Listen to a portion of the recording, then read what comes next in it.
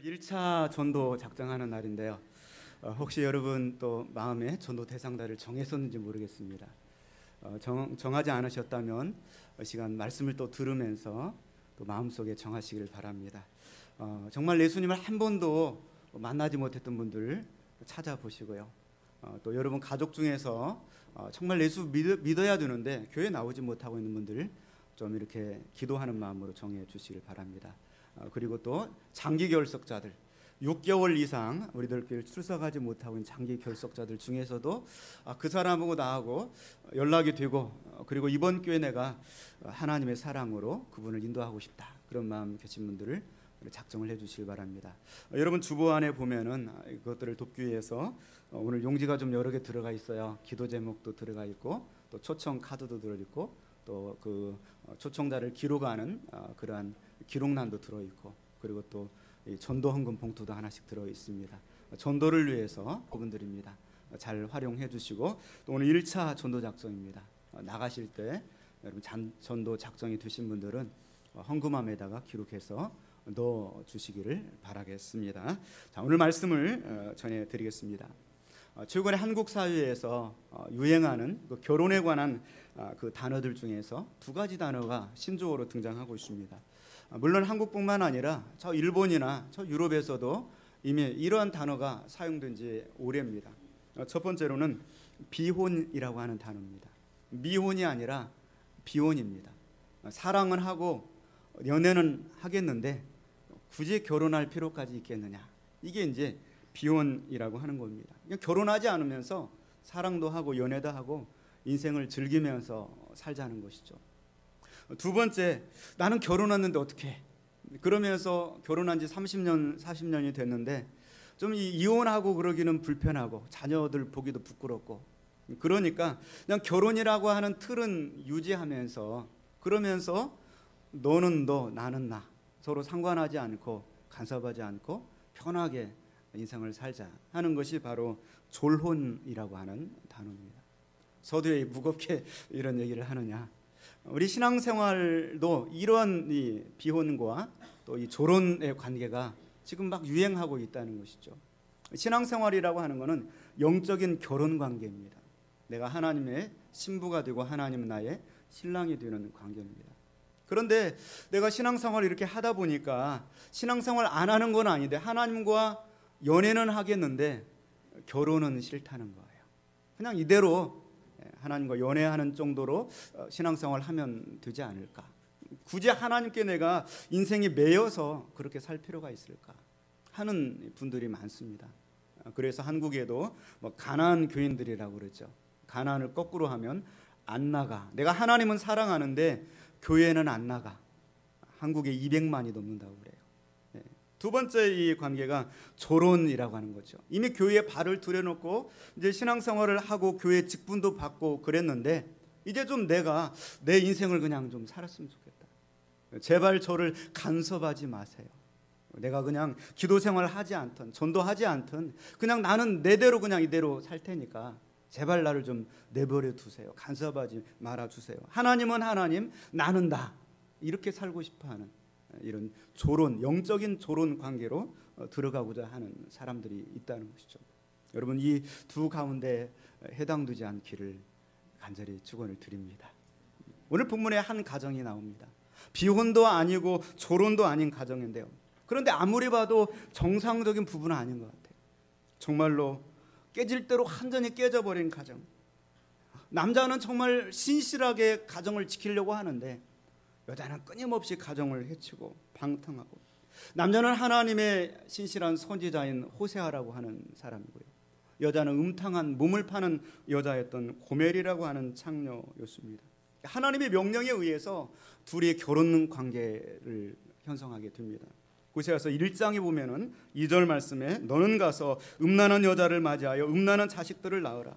이 나라가 여호와를 떠나 크게 음란함이니라. 이렇게 말씀하고 있습니다. 하나님의 명령에 따라서 이 나라가 영적으로 하나님과의 어떤 비혼 관계, 졸혼 관계를 지으려고 합니다. 그러니까 너는 가서 음란한 여자 중에서 아내를 취해서 결혼을 해라. 그리고 음란한 자식들을 낳고 살아라. 그렇게 말합니다. 호세아가 결혼 정년기가 되어서 10대 후반, 20대 초반의 나이가 됐는데 결혼을 혼자 하는 거 아니니까 부모님하고 상의도 했지 않겠습니까? 부모님하고 상의하는데 좋은 색식감이 있느냐? 그랬더니 있어요. 누구냐? 몸을 파는 여자인데요.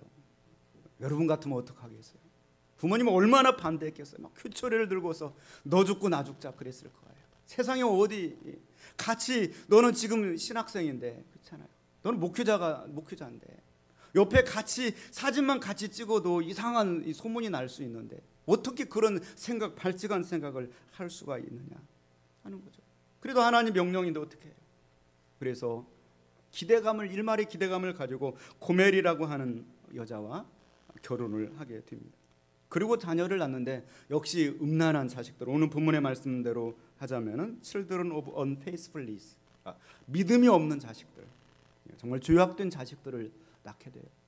첫 번째 자녀를 낳았는데 하나님께서 이름을 지어주시는데 이스라엘이라 하라, 이렇게 이름을 지어주세요. 그 뜻은 하나님께서 흩어버리신다.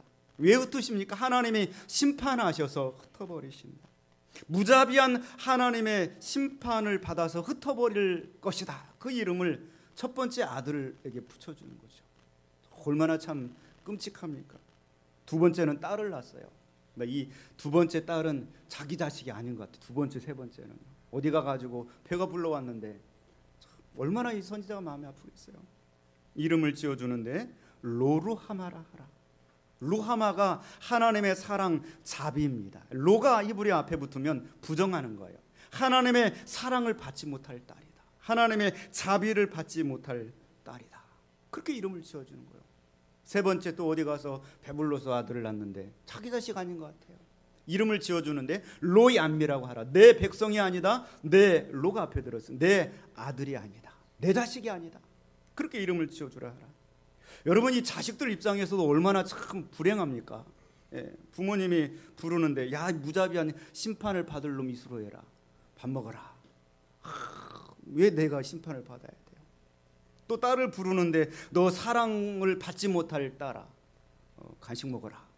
얼마나 참 자녀 입장에서 버려진 내 새끼가 아닌 버려진 자식아 와서 과일을 먹어라. 얼마나 이 자녀 입장에서도 정말 불편하고 마음이 아프겠어요. 참 그런 이 가정생활을 하는 거죠. 그런데 이 정도 유지의 가정을 그런 대로 꾸려 나가면 좋겠는데 이 호세아의 부인 고멜은 호세아와 자기 자식들보다 또 다른 남자를 연애를 하기 시작합니다. 그래서 남편을 버려두고 자식들을 버려두고 그리고 다른 남자를 연애해서 집을 나가게 되는 것이죠. 얼마나 참 끔찍합니까? 만약에 여러분 인생 가운데 이런 일이 발생한다면 어떡하겠어요? 생각만 해도. 혹시 옆에 배우자와 함께 앉은 사람들 인사를 해주세요. 고마워요. 이렇게 인사 지금 내 곁에 있어줘서 고마워요. 그냥 옆에서 속을 좀 썩여도 그대로만 있어준 것만도 감사해야 돼요. 호세아는 얼마나 마음이 찢어지겠습니까? 그런데 오늘 본문의 말씀의 1절에 하나님께서 그렇게 말씀하시는 것이죠. 우리 1절 말씀 한번 같이 보겠습니다. 여호와께서 내게 이르시되 이스라엘 자손이 여호와가 그들을 사랑하나니 너는 또 가서 타인의 사랑을 받아 음녀가 된 그 여자를 사랑하라 하시기로. 아멘. 여기 하나님께서 말씀하시는데 이스라엘 자손이 다른 신을 섬기고 건포도 과자를 즐길지라도 하나님께서 그들을 여전히 사랑하신다, 이렇게 말씀하세요. 건포도 과자를 즐긴다는 말이 무엇일까? 이스라엘 백성들은 유목민들입니다. 그래서 양을 치고 그 양에서 나오는 우유를 먹고 버터나 치즈를 만들어 먹고 그것이 음식의 전부인 줄 알았어요. 그런데 가나안 땅에 들어가 보니까 농경문화고 음식 종류도 너무나 많아요. 그 중에서도 탁월하게 맛있는 거 건포도 과자, 식감도 좋고 달콤하고 바삭바삭하고 너무나 맛있는 거예요. 그 건포도 과자를 먹는 순간 눈이 반짝뜨는 거죠. 그리고 자기 하나님께 관해서 불만이 생겨요. 우리 하나님은 무능한 남편이야. 이런 것도 나한테 안 해주고. 그러면서 그 바알 신전에 가가지고 그 건포도 과자 하나 먹으려고 그 바알 신을 좋아하기 시작, 바알 신을 연애하기 시작하는 것이죠. 호세아 입장에서도 얼마나 마음이 아프겠습니까? 그렇잖아요. 소고기 못 사준다고 집을 나가는 여자가 어디 있어요? 저는 맛있는 거 음식 안 사준다고 처자식 버리고 집을 나가면 어떻게 해요? 하나님께서 그 건포도 과자를 즐길지라도 그래도 내가 너희를 사랑한다. 예레미야 7장 18절로 보면은 당시의 영적인 타락한 상황을 이야기해주고 있습니다. 거기 예레미야 7장 18절을 보니까 자식들이 나무를 줍고 뭔가 지금 음식을 하려고 나무를 주어요. 아버지들은 불을 피우고 음식을 하는 거죠. 부녀들은 가루를 반죽하고 음식을 해서 뭐 할 것이냐 보니까 하늘의 여왕을 위하여 과자를 만들며 그들이 또 다른 신에게 전제를 품으로 나의 노를 일으키느니라. 이스라엘 백성들은 온통 이렇게 음란에 빠지고 죄악에 빠져있는 우상숭배에 빠져있는 것이죠. 이 신실한 그 남편의 역할을 하고 있는 호세아는 바로 하나님을 상징하고요. 끊임없이 건포도과자, 세상의 건포도과자를 좋아해서 우상숭배하고 쾌락을 빠져서 나가고 있는 그 음탕한 고멜은 바로 이스라엘 백성들을 상징하고 있는 것입니다. 오늘 호세의 입장에서 정말 마음속에 복수하고 싶고요, 그리고 정말 비참하게 만들어주고 싶은 그러한 마음들이 탁할마다 일어났을 거예요. 분노가 막 일어났을 겁니다. 그런데도 불구하고 오늘 하나님은 그렇게 말씀하시죠. 내가 그들을 사랑하나니 너는 또 가서 타인의 사랑을 받아 음녀가 된 그 여자를 사랑하라. 이렇게 하나님 말씀하시는 거예요. 얼마나 마음이 아프겠습니까? 마치 집을 나간 탕자를 기다리는 그 아버지의 심정을 여기서 느낄 수가 있어요. 그 탕자는 아버지의 재산을 가지고 나가서 완전히 호랑방탕하게 다 사용해버렸지만 아버지는 여전히 그 자식을 자식인 그 자체로 사랑하는 거예요. 자체로 사랑하는 거예요. 우상 숭배하고요, 세상의 건포도 과자에 푹 빠져있는 그러한 그 자체로 하나님은 아직도 사랑하신다고 말씀하고 있는 것이죠. 그리고 오늘 본문의 2절 말씀에 이렇게 말씀하고 있습니다. 2절 말씀 한번 또 같이 봅니다. 내가 은 15개와 보리 한 호멜 반으로 나를 위하여 그를 사고. 아멘. 그래서 하나님 명령을 받들고 지금 이제 그 정부에게도 그 남자가 좋다고 해가지고 갔는데 몸버리고 다 인생을 망치고 그리고 인신매매 노예로 팔아버렸어요. 완전히 버림받은 인생. 그 여자를 다시 돈을 주고 사오는데 여기 말씀 보니까 은 15개와 보리 한 호멜 반으로 샀다 그랬어요. 은 15개는 은 한 세겔이 4일간의 품삯입니다. 한 40만 원 정도. 은 15세겔이라고 하면 600만 원 정도 되겠죠. 우리 돈으로 하면. 작은 돈이에요, 큰 돈이에요? 뭐 생각이 나름이지만 작지 않은 돈이잖아요. 그냥 그 돈. 그것도 모자라 가지고 거기에다가 보리 한 호멜 반으로 샀다. 보리 한 호멜 반은 약 키로로 190kg 정도 된대요. 상당한 무게예요. 그거를 또 환산을 하면 은 15세겔이래요. 합치면 은 30세겔인 거죠. 우리 돈으로 환산한다면 약 1200만 원 정도 되는 거예요. 상당한 돈입니다. 그렇잖아요. 왜 그냥 은 30세겔 딱 주고 사지 은 15세겔하고 보리 한 호멜 반으로 주고 샀을까요? 선지자의 가정이 가난했기 때문에 있는 거 다 털어가지고 그 돈을 만들고 모자라는 거 집에 있는 양식까지 다 털어가지고 그래가지고 그 고멜을 사온다니까요. 고멜을 사온다는 거. 호세아 마음이 참 얼마나 아프겠습니까? 그렇게 해서 노예 시장에 가보니까 노예들이 얼마나 비참해요. 슈사셀에 묶여져 있고요.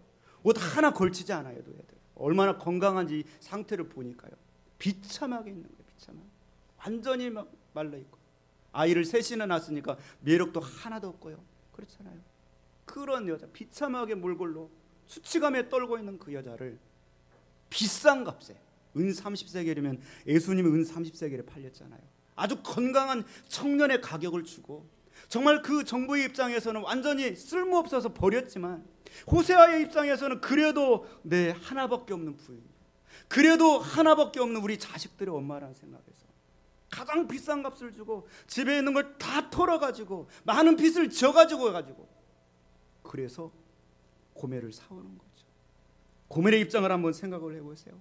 정말 얼마나 부끄러울까요? 남편을 차마 바라볼 수가 없는 거예요. 고개를 숙이고 이 은혜를 어떻게 해야 될까? 정말 나는 사람도 아니고 벌레와 같은 존재로구나. 얼마나 자책을 하고요.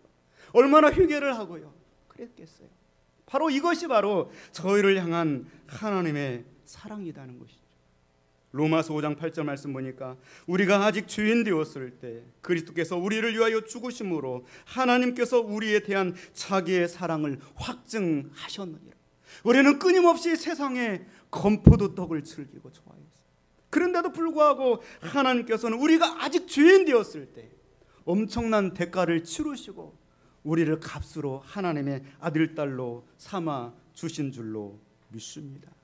그 아름다우신 분이 하늘 영광을 다 버리고 그 죄인의 옷을 입으시고 그리고 종처럼 고통스러운 인생을 사시고 온몸이 채찍에 찔리시고 그리고 물과 피를 다 쏟아주시고 십자가 상에서 옷 하나 걸치지 않고 정말 수치를 당하시고 그렇게 해서 그 대가를 치러주심으로 저와 여러분을 하나님의 자녀로 삼아 주신 줄로 믿습니다. 이 사순절 기간 이런 기간인 거죠. 이 십자가의 은혜를 깨닫는 기간입니다. 이사야 41장 14절 말씀에도 버러지 같은 너 야곱아, 버러지 같은 인생을 주님은 사랑하사 주님의 자녀로 삼아 주셨다는 것입니다. 여러분, 놀라운 사랑에 우리가 깨닫고 좀 감사할 수 있기를 주님의 이름으로 축원을 드립니다. 자꾸 엄청난 대가를 치르고 집에 있는 양식들까지 털털 털어가지고 그리고 부인을 사왔어요. 거기까지는 괜찮아요. 왜냐하면 불쌍하고 마음에 측은지심이 들어가지고 그 대가를 치르고 집으로 사가지고 왔는데 그 다음은 어떻게 할 거냐는 거. 그 다음 얼마나 속에서 막 분노가 생기겠어요. 여러분 같으면 어떻게 하시겠어요? 집에 막 가두고 꽁꽁 묶어놓고 머리를 완전히 밀어서 집에도 못 나가게 하고 문도 막 잠궈놔버리고 그리고 벽만 쳐다보고 반성해 막 그러고 싶을 거예요. 그런데 오늘 호세아는 한마디 말을 이렇게 하는 것이죠. 오늘 3절 말씀 한번 같이 보겠습니다. 그에게 이르기를 너는 많은 날 동안 나와 함께 지내고 음행하지 말며 다른 남자를 따르지 말라. 나도 내게 그리하리라 하였노라. 한마디 말을 하죠. 많은 날 동안 나와 함께 지냅시다. 다 씻어버려. 나도 당신에게 그렇게 할게요. 존 칼빈에 의하면 이 고멜밖에 나는 고멜이 당신이 아무리 그렇게 살았을지라도 당신밖에 없어. 그러니 많은 날 동안 나와 함께 지냅시다. 그렇게 말씀을 하고 있는 것이죠. 우리 하나님께서 우리 주님께서 오늘 우리에게 그러한 말씀을 하시는 거죠. 우리가 세상에서 어떠한 삶을 살다가 왔을지라도 정말 세상의 건포도 떡이 좋아서 하나님과 영적인 관계에 정말 저런 관계인 것처럼 그렇게 하는 것 상관없이 인생을 살았을지라도 내가 여전히 너를 사랑하나니 그리고 많은 날 동안 나와 함께 지내자. 그렇게 말씀을 하는 것이죠. 이 말씀 속에는 무조건성과 조건성이 함께 들어있어요. 무조건적으로 어떤 죄를 지었을지라도 너를 용서하고 사랑하나니 앞으로도 그렇게 사랑할 테니 조건성 앞으로 나와 함께 지내자. 음행하지 말아라. 다른 남자 좋아하지 말고 따라가지 말아라. 이렇게 말씀하고 있는 것입니다. 이스라엘의 땅, 이 가나안 땅을 고고학자들이 발굴을 했어요. 그래서 거기서 나온 것들을 가지고 박물관을 이렇게 만들었어요. 근데 그 박물관이 총 11개 관으로 전시장을 만들었는데 그 11개 전시장을 이렇게 찾아보니까 그 가운데 8개 관이 우상으로 가득 차 있는 거예요. 우상으로. 이스라엘 백성들이 거주했던 그 땅을 발굴을 했는데 그 전부가 다 하나님으로 채워져 있는 것이 아니라 우상으로 가득 차 있는 거죠. 그런 성도 여러분, 우리들의 삶은 어떻습니까?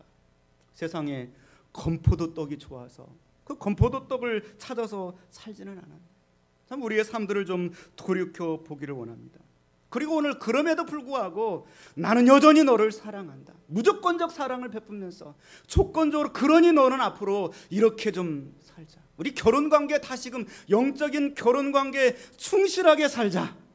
이렇게 말씀하시는 하나님의 음성을 듣기를 주님의 이름으로 축원을 드립니다. 이스라엘 백성들은 이 하나님의 간곡한 호소를 물리쳤어요.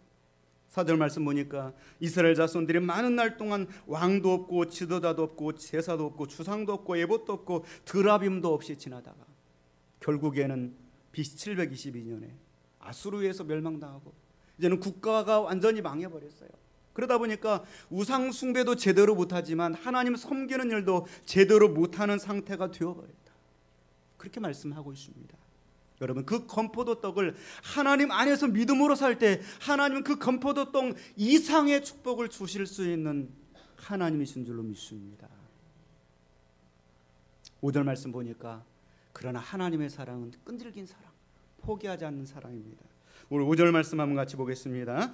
그 후에 이스라엘 자손이 돌아와서 그들의 하나님 여호와와 그들의 왕 다윗을 찾고 마지막 날에는 여호와를 경외함으로 여호와와 그의 은총으로 나아가리라. 아멘.